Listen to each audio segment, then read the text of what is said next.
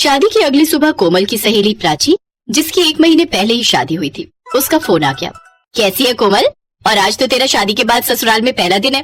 तेरे लिए तो बहुत सुंदर रसोई तैयार हो रही होगी, क्योंकि आज तो तेरी पहली रसोई है और तेरा तो नई रसोई में खूब स्वागत होगा। पता नहीं यार, मैं अभी पानी लेने के लिए गई थी, तब तो मुझे रसोई में कुछ नहीं दिखा था। रसोई का दरवाजा तो ऐसे ही बंद था। मुझे लगता है यहाँ पर रसोई की सजावट करने का कोई ट्रेंड नहीं है। क्या रसोई में सजावट नहीं हुई? यार तू तो जानती है ना, आजकल सोशल मीडिया पर पहली रसोई की नई बहू कितनी रील्स बनाकर अपलोड करती हैं, और मैंने भी वैसे ही किया। मैंने तुझे वीडियो भेजी है, तू मेरी पहली रसोई की वीडियो देखना। कितनी सुंदर हुई थी मेरी पहली रसोई। बहुत बढ़िया स्वागत किया था मेरी सासू माँ ने। मेरी नंदों ने मेरी पूरी वीडियो बनाई थी। तू मेरी देख, मैंने तुझे अभी अभी भेजी है। अच्छा मैं रखती हूँ, मुझे ना आज इनके साथ घूमने जाना है। प्राची फोन रख देती है और कोमल का मुंह उतर जाता है। क्या हुआ कोमल, किसका फोन था? तुम इतनी उदास क्यों हो गई? वंश, आज मेरी पहली रसोई है। अभी तक तो रसोई में कोई भी दिखाई नहीं दिया। अरे हो सकता है माँ नहाने गई होंगी और कविता सोकर ना उठी हो। सब थके हुए ना शादी की वजह से, इसलिए कोई रसोई में नहीं गया होगा। चाय वगैरह कुछ मैं बोल देता हूँ माँ को, वो भिजवा देंगी। तभी कोमल की सास आ जाती है। कोमल बहू, आज तुम्हारी पहली रसोई है, इसलिए तैयार होकर ड्राइंग रूम में आ जाओ। आज तुम्हें मीठे में हलवा बनाना है। सारे नजदीकी रिश्तेदार आ चुके हैं। जी माँ जी। लो जी, सब तुम्हारा रसोई में स्वागत करने की तैयारी कर रहे हैं। कोमल का मन तो खराब था, इसलिए वो कुछ नहीं बोली, क्योंकि उसे पता था कि रसोई में कोई सजावट ही नहीं हुई है तो क्या ही स्वागत होगा। कोमल ड्राइंग रूम में मेहमानों से मिलने लगती है। कोमल भाभी, रसोई में सारा सामान निकाल कर रख दिया है, आप यहाँ सबसे मिल लो, फिर रसोई में आ जाना। ठीक है रुचि। और बहू, मन लग गया यहाँ ससुराल में? वैसे तो यहाँ तुम्हें किसी चीज की कोई कमी नहीं होगी। तुम आराम से रसोई में हलवा बना सकोगी, सब तुम्हारी मदद करेंगे। हाँ हाँ, और क्या, भाभी ठीक कह रही है। वैसे वंश नहीं उठा अभी तक, उसको भी बुला लेती, तुम्हारी हलवा बनाने में थोड़ी मदद कर देता। बुआ जी को तो बस मजाक करने की आदत है। यही तो मौका है खुशियाँ बांटने का, ताकि बहू को एहसास रहे कि वो अपने घर में आई है।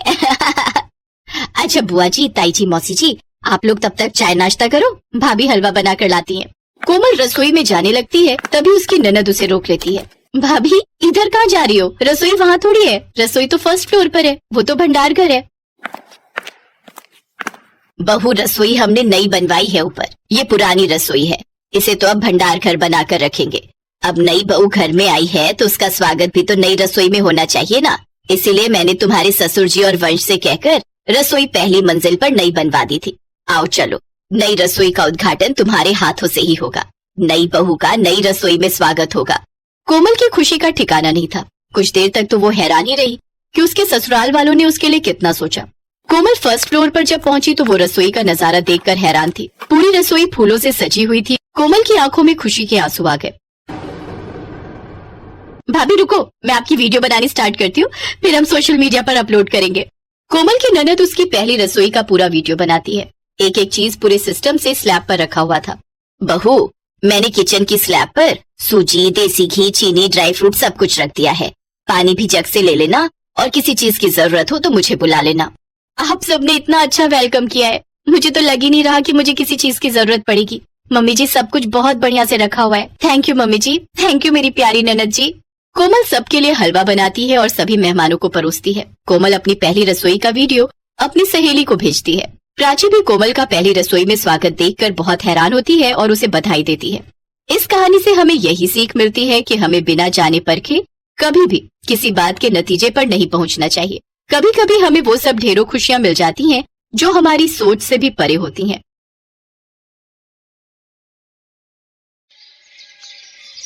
सुनना, आज कुछ अलग बनाते हैं।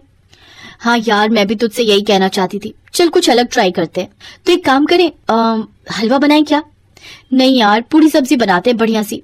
अरे पूरी वूरी छोड़, हलवा बनाते हैं।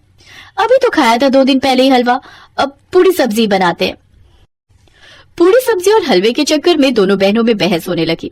पल्लवी हलवा बनाने को तैयार नहीं थी और मानसी पूरी सब्जी के लिए नहीं मान रही थी। इसी बात को लेकर दोनों बहनें रसोई के अलग अलग कोनों में मुंह फुलाकर बैठ गईं। फिर थोड़ी देर बाद, अच्छा सुन, अब गुस्सा छोड़, चल पहले हलवा बनाते हैं और फिर तू वादा कर कि पूरी सब्जी भी बनवाएगी मेरे साथ। हाँ पक्का पक्का बनवाऊंगी। पल्लवी और मानसी जुड़वा बहनें थीं, देखने में बिल्कुल एक जैसी। दोनों आपस में खूब लड़ती थीं, पर एक दूसरे के बिना रह भी नहीं पाती थी। हर बार जब भी उनका झगड़ा होता तो थोड़ी देर की नाराजगी के बाद वो कुछ न कुछ करके बीच का रास्ता निकाल ही लेती थी। उस दिन भी पल्लवी और मानसी ने ऐसा ही किया। रसोई में हलवा भी बना और पूरी सब्जी भी। दरअसल दोनों ही बहनों को खाना बनाने का बहुत शौक था और दोनों वाकई बहुत अच्छा खाना बनाती थी। ऐसे ही हंसी खुशी वक्त बीत रहा था और फिर एक दिन, सुनना, मुझे तुझसे कुछ बात करनी है। हाँ बोल। यार वो ना एक लड़का है, मुझे बहुत पसंद है वो। अच्छा, अरे वाह, अब नाम क्या है उसका? नाम तो नहीं पता, कभी बात नहीं हुई, बस आंखें मिलती हैं, ना वो कुछ कहता है और मेरी तो हिम्मत ही नहीं होती आगे से बात करने की। चल दिखा मुझे, कहाँ रहता है वो? अरे जब मैं बाजार जाती हूँ ना तब मिलता है मुझे वो, रोज। क्या बात कर रही है? वैसे मुझे भी तुझे किसी से मिलाना है, मुझे भी एक लड़का पसंद है और कमाल की बात तो यह है कि मेरी भी उससे कभी बातें हुई। बस तेरी तरह नजरों नजरों का प्यार है मेरा भी। अच्छा, तो तेरा वाला कहाँ रहता है? वहीं बाजार में। कमाल है ना? अगर ऐसा है तो अभी चल, आज दोनों से मिल ही लेते हैं, चल। दोनों बहनें फौरन बाजार पहुंची, लेकिन उन दोनों जुड़वा बहनों को साथ देखकर वहां खड़ा एक लड़का बेहोश होकर जमीन पर गिर पड़ा। उसके गिरते ही पल्लवी और मानसी दोनों उसकी तरफ भागे। थोड़ी देर बाद लड़के को होश आया तो लड़का बोला, आप दो हो? मतलब दोनों अलग अलग हो या मुझे कुछ हो गया है? मतलब अरे हम दो ही हैं, असल में हम जुड़वा बहनें हैं। तो मैंने किससे प्यार, मेरा मतलब है कि मैंने किसे देखा? हे भगवान, ये तो गड़बड़ हो गई। मुझे लगता था कि आप मुझसे प्यार करते हो और मुझे लगता रहा कि ये मुझसे प्यार करते हैं।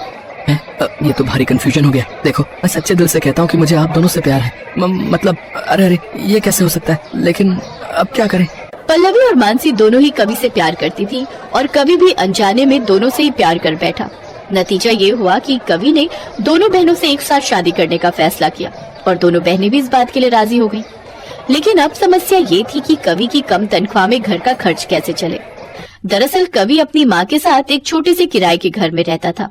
काफी नानुकुर के बाद कवि ने अपनी माँ कमला को अपनी शादी के लिए मना लिया और फिर शादी के बाद, वैसे तो द्वार पर एक ही कलश रखा जाता है, पर अब मेरी दो बहुएं हैं तो तुम दोनों के लिए अलग अलग कलश रखा है मैंने। आओ बहुओं, गृह प्रवेश करो। जैसे पल्लवी और मानसी ने अपने पैर आगे बढ़ाए, ठीक उसी वक्त उनका मकान मालिक वहां पहुंचा और फिर, सुन कमला, ये सब नहीं चलेगा। मकान देते वक्त बस दो लोगों के रहने की बात हुई थी। हाँ पर लाला, बेटे की शादी तो होगी ना कभी। हाँ होगी, मगर दो पत्नियां भला कौन लेकर आता है? देखो, मैं एक हफ्ते का वक्त देता हूँ, तुम चारों अपना बोरिया बिस्तर समेटो और चले जाओ यहाँ से, समझे? ये सब मेरे घर में नहीं चलेगा। मकान मालिक लाला बहुत ही खड़ूस आदमी था। कवि और कमला ने उससे बहुत मिन्नतें की पर वो नहीं माना और इस सब में बेचारी पल्लवी और मानसी के गृह प्रवेश की रस्म भी पूरी ना हो सकी। एक हफ्ते बाद चारों ने एक दूसरा मकान किराए पर लिया और फिर, वो लाला कितना खड़ूस था, उसने बहुत बुरा किया हमारे साथ। क्या हूँ, कितनी देर से देख रही हूँ तो कुछ बोल ही नहीं रही है। आखिर चल क्या रहा है तेरे मन में? मुझे अपना मकान चाहिए जिसमें तू और मैं फिर से पूरे सम्मान के साथ गृह प्रवेश कर सके। हैं? ये क्या बोल रही है? अपना मकान? अरे हलवा या पूरी सब्जी थोड़ी ही है जो मिलके बना लेंगे। अरे वाह, क्या आइडिया दिया है तूने। अब तो हलवा और पूरी सब्जी बनाकर ही बनेगा अपना मकान और हम दोनों मिलकर बनाएंगे। मानसी की बात पल्लवी को भी जच गई। दोनों ने कवि और उसकी माँ कमला को भी मना लिया। अब कवि अपनी फैक्ट्री में काम करता और उधर पल्लवी और मानसी ने मिलकर पूरी सब्जी और हलवा बनाकर बेचना शुरू कर दिया। दोनों के हाथों का स्वाद जल्द ही लोगों की जुबान पर चढ़ गया और उनके ग्राहक दिन दूने और रात चौगुने होने लगे।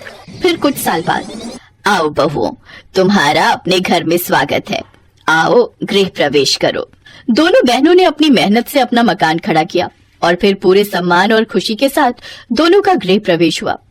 खुशी के आंसू सबकी आंखों में थे, खास तौर पर कवि, जिसे आज अपने फैसले पर बहुत गर्व हो रहा था।